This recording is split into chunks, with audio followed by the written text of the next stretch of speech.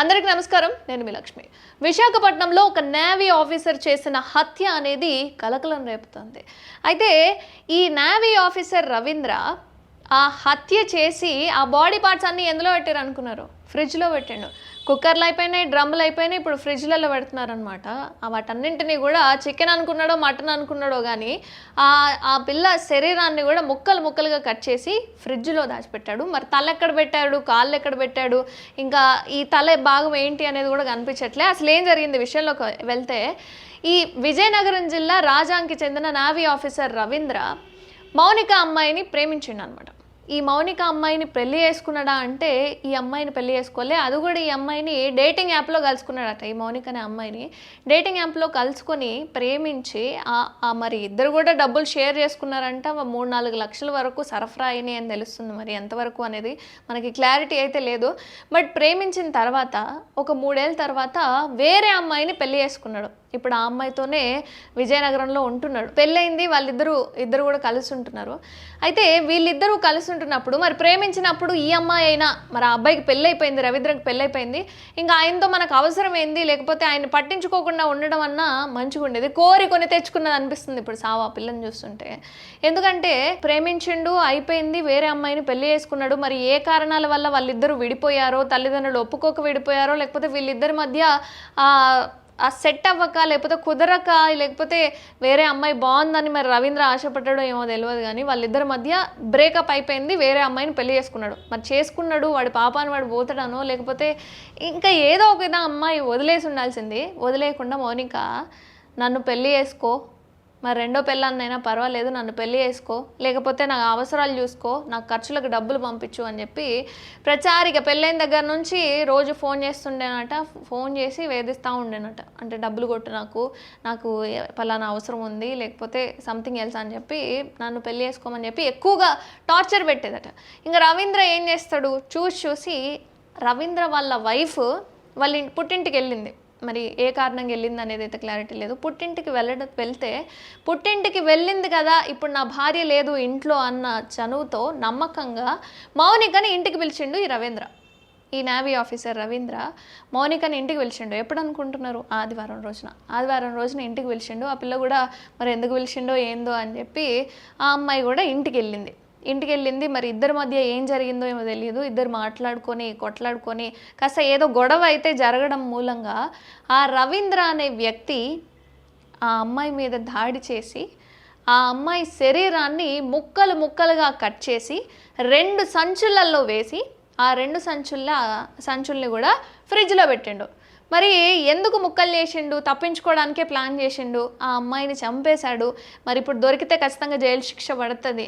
ఇదంతా ఆలోచించుకొని ముందుగానే చంపిన ఆ అమ్మాయి శరీరాన్ని ఎవరికీ కనిపించకుండా గుట్టుగా క్లోజ్ చేయాలి అనుకున్నాడు కావచ్చు. ముక్కలుగా కట్ చేసి ఆ 2 సంచులలో వేసి ఆ 2 సంచులను కూడా ఫ్రిడ్జ్లో పెట్టిండు. ఇందులో విచిత్రం ఏంటంటే ఆ అమ్మాయి తలభాగం ఎక్కడ పెట్టాడు అనేది క్లారిటీ రాలేదు. తలభాగం ఆ సంచులలో లేదు. తర్వాత తెలిసింది ఏంటి అంటే ఆ అమ్మాయి తలభాగాన్ని, అలాగే కాళ్ళని, ఆ అమ్మాయి ఫోన్ని, ఇక వీళ్ళిద్దరు ఫోన్ సిమ్ కార్డులు ఏవైతే ఉన్నాయో వాటన్నింటినీ వేరే చోట వెళ్ళి దానం చేసి వచ్చిందంట. మరి మొత్తాన్ని దానం చేస్తే ఆ బ్యాగ్లో పట్టలేదా? పిల్ల శరీరం అనేది ఆ బ్యాగ్లో పట్టక, లేకపోతే సంచులు పట్టక, మరి ఓన్లీ తలల్ని కాళ్ళని మాత్రమే తీసుకుపోయిందో తెలియదు కానీ కాళ్ళని, తలని, అలాగే సిమ్ కార్డ్ని వేరే చోట దానం చేసిండట. మిగతా భాగాలు ఏం చేసిండో అవన్నీ ముక్కలు కోసి ఫ్రిడ్జ్లో పెట్టుకున్నాడు. మరి వండుదాం అనుకున్నాడో, లేకపోతే ఎటన్నా పార్సిల్ చేద్దాం అనుకున్నాడో తెలియదు. ఫ్రిడ్జ్లో అయితే పెట్టిండు. సరే, ఇక్కడ హత్య అయిపోయింది. మరి ఆ అమ్మాయి గురించి ఎక్కడనో మరి రేపు పోలీస్ స్టేషన్లో కంప్లైంట్ ఇస్తేనో ఆ తర్వాత బయటపడుతుందిలే అని చెప్పి ఏమన్నా సైలెంట్గా ఉన్నాడా అంటే కాదు. వాళ్ళ ఫ్రెండ్కి ఫోన్ చేసి నేను ఇట్లా హత్య చేసిన అని చెప్పి వాళ్ళ ఫ్రెండ్కి చెప్పిండట.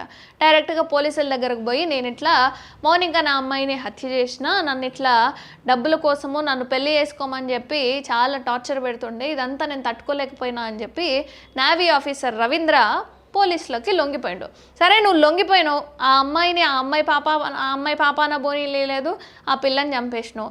సరే, ఈ పిల్లనన్నా పెళ్లి చేసుకోవాల్సి ఉండే కదన్నా, ఈ అమ్మాయిని పెళ్లి చేసుకోలేదు.